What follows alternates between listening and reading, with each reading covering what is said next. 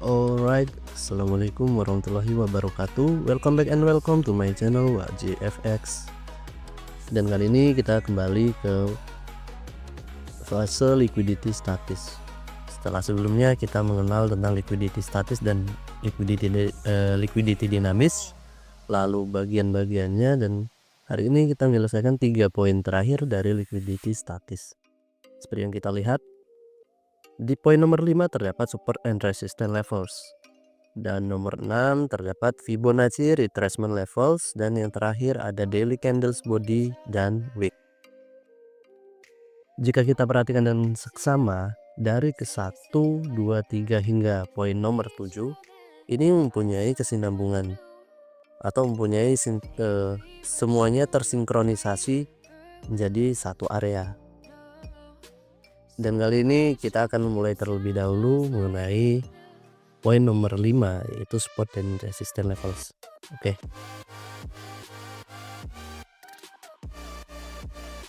Sini kita akan hanya akan menggambarkan poin support dan resistance itu melalui rectangle ya. Nah.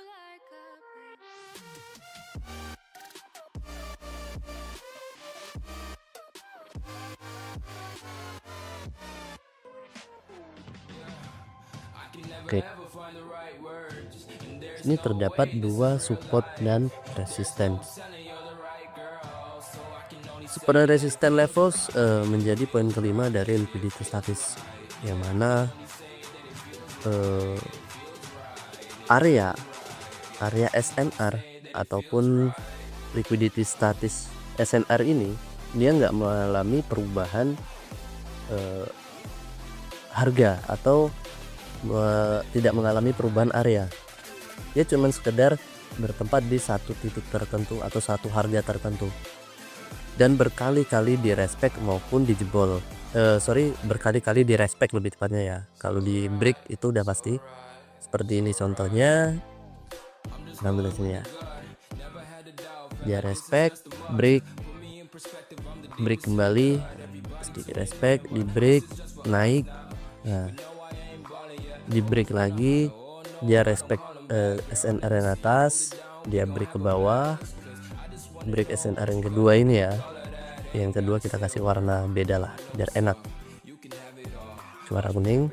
Nah, dia break SNR kedua, retest, lalu turun ke bawah, naik lagi, sedikit break, terus seperti itu mengulangi pergerakan yang kurang lebih sama, atau dalam artian mengulang histori yang sama. Nah, ini menjadi poin kelima dari liquidity statis atau liquidity yang tidak bergerak. Itu. Jadi ingat kan arti dari liquidity statis yang kita lihat, yang kita tahu liquidity ialah penumpukan uang atau order, sedangkan statis itu tidak bergerak, ya hanya berdiam di satu tempat. Ya, kayak 1, 2, 3, 4, 5, 6, 7. 1, 2, 3. Nah, itu ya.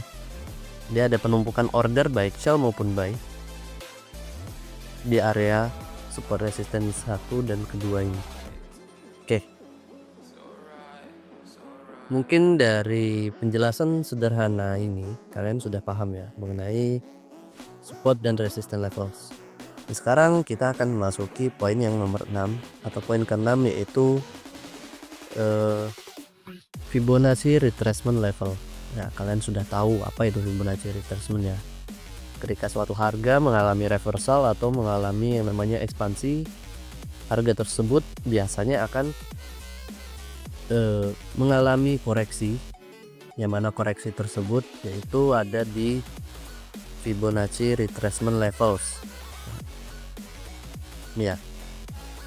Oke, untuk poin Fibonacci yang gue pakai ini, yang mana garis merah itu ada di angka 0,5 atau equilibrium, sedangkan di bawahnya 61,8 atau golden fib ratio, dan yang bawahnya ada 70,9 70,5. Nah 0,705 dan bawah 0,79. Nah yang dari golden ratio ke 7,9 itu biasa disebut sebagai optimal trade entry ya. Dalam ICT itu menjadi OTE. Kita tarik satu persatu karena di sini kelihatan dengan jelas untuk market structure-nya. Jadi kita akan marking areanya satu persatu.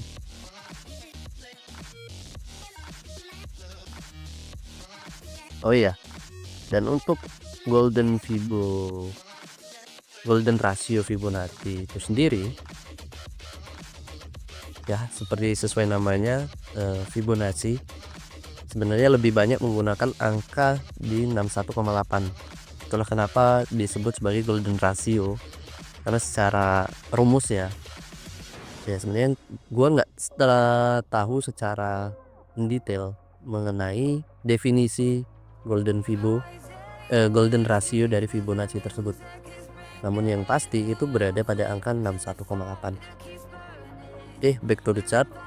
Sini kita mempunyai harga di equilibrium. Sini kita mempunyai harga di golden ratio Fibonacci-nya. Di sini ada di optimal trade entry-nya. Dan sini pun juga sama, ada di optimal trade entry. Nah, oke, dari keempat koreksi melalui Fibonacci ini menjadi satu area yang mana area tersebut bisa ditarik menjadi trendline liquidity ya. Ini menjadi trendline liquidity yang kalian lihat. Itulah kenapa di awal gue menjelaskan bahwa sebenarnya dari ketujuh poin liquidity statis itu saling berkesinambungan satu sama lain atau saling berhubungan satu sama lain. Seperti contohnya apa? Seperti contohnya ada support resisten, ya kan? Support resisten. Terus lagi ada trend line, ada channels, ya kan? Channels yang kalian tahu itu antara garis high dan garis low-nya.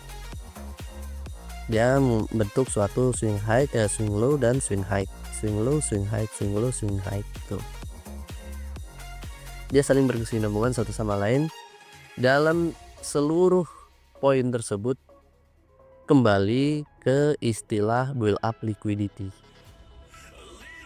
atau liquidity pembentuk gitu. Oke, mungkin kalian paham ya mengenai Fibonacci retracement level. Nah, Fibonacci retracement ini apabila mengalami 3-4 kali fase yang sama ataupun pergerakan yang sama searah, itu akan membentuk yang namanya liquidity trend line. Dan bisa jadi di kemudian hari bahwa liquidity tersebut akan disapu habis atau dilikuidasi hingga ke poin ini. Dia akan dilikuidasi hingga ke poin ini, ya kan? Semua liquidity tersebut di taken out oleh harga. Nah, itu ya. Berasa mengenai Fibonacci retracement level kalian sudah paham ya. Sekarang kita akan memasuki poin terakhir, yaitu daily wick candle. Kita masuk ke chart daily.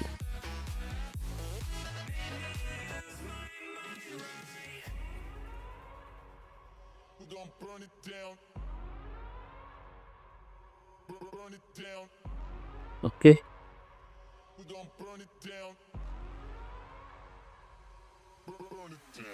Apa sih maksudnya daily wick candle? Kita cari.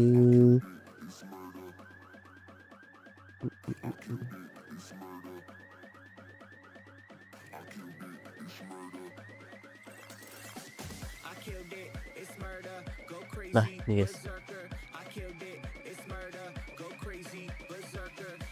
kembalinya daily week candle, week maupun body ya,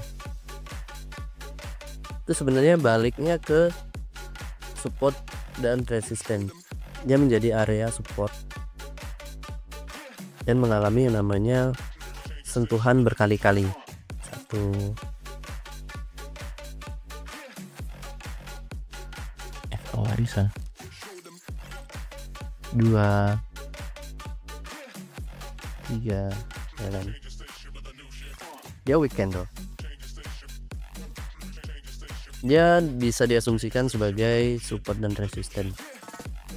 Namun kenapa sebenarnya poinnya kan sama ya, seperti yang kita tahu poinnya sama, tapi kenapa mendapatkan perbedaan? Kenapa nggak menjadi satu kesatuan support dan resisten gitu ya kan? Nah di sini gue jelasin. Jika kita mengacu pada support dan resisten itu melihat dari area yang dimaksudkan menjadi support dan resisten. Namun jika kita melihat dari body dan wick candle, yang dimaksudkan ialah area per candle. Nah, ini area per candle, ini wick yang kita hitung ya, kita ukur. Dan di sini bodinya.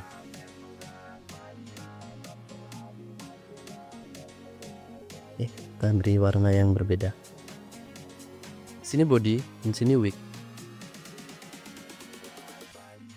Lalu apa sih poin yang dimaksud dari body dan wick candle daily gitu? Apa maksudnya? Ya kita pernah trading mungkin menggunakan OHLC ataupun OLHC ya, opening dan closing dari body candle, satu candle. Biasanya kita bisa menggunakan itu. Jadi kita masuk secara lebih mendalam mengenai body dan juga wick candle. Kembali sini.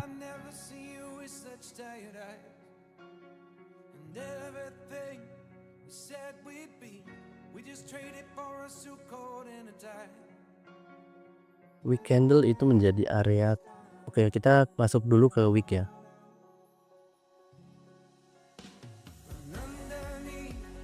Wick candle itu adalah berupa reject. Misalnya ada wick candle di daily. Nah, wick candle dalam daily ini secara time frame yang lebih rendah, baik H4, H1, M30, M15 dan lain-lain, itu ialah suatu bentuk reject harga atau reversal harga. Karena kita melihat di sini ada satu garis panjang ya kan, yang kita lihat dimulai dari harga sekian ke harga sekian. Tuh. Satu garis panjang ini bentukannya seperti rejector ataupun seperti suntikan. Kalian tahu lah ya suntikan kayak mana. Jarum suntik itu kan jarumnya panjang tuh. Itulah yang dinamakan reject. Baik itu rejection atau rejector, bebas kalian mau bilang apa. Namun secara pasti ini ialah rejection. Secara candle daily kita melihat reject di sini, dan untuk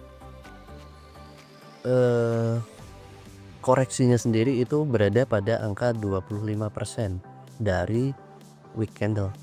Ini ya pengukurannya 0%, 0,25, 0,5, 0,75 dan 1%. 100 ya, 100%. Jadi terdapat 5 posisi. Nah, seperti yang kita lihat, kita mendapatkan apa di time frame H4. Nah, kita melihat ada area fair value gap, inversion fair value gap sini. Tuh. Dia kembali merespek area rejection. Dia merespek area rejection yang ada pada candle daily. Lalu bang, itu kan masih pada poin wick ya. Sekarang kita masuk ke poin body.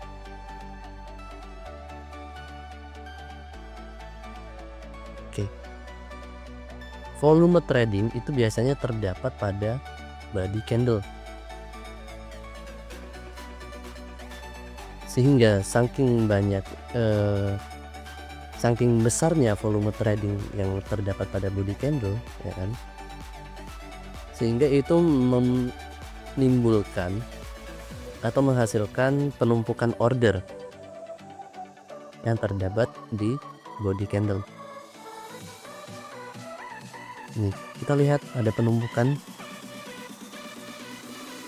secara candle daily ya di body. Ada 1, 2, 3, 4, 5, 6. Banyak sekali penumpukan order pada body candle, sehingga orderan yang diletakkan pada body tersebut itu bisa diasumsikan atau dikategorikan sebagai build up liquidity ataupun sideways. Nah, dia sideways di area ini. Ya, memang kita melihat secara low time frame structure ini nggak terlihat sebagai sideways. Namun yang kita tahu pasti bahwa penumpukan order di sini disapu habis oleh harga.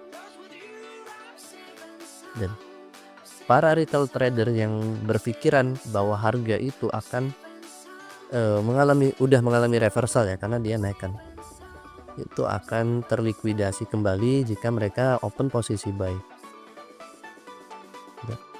Kita jangan melupakan bias kita ataupun storyline kita ataupun structure kita. Major structure-nya apa? Jika kita melihat secara high time frame di daily maupun weekly ya, itu masih bearish. Itu.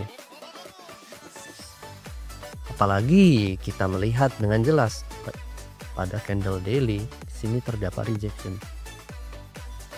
Rejection yang telah mengambil buy side liquidity di atas ini. Itu.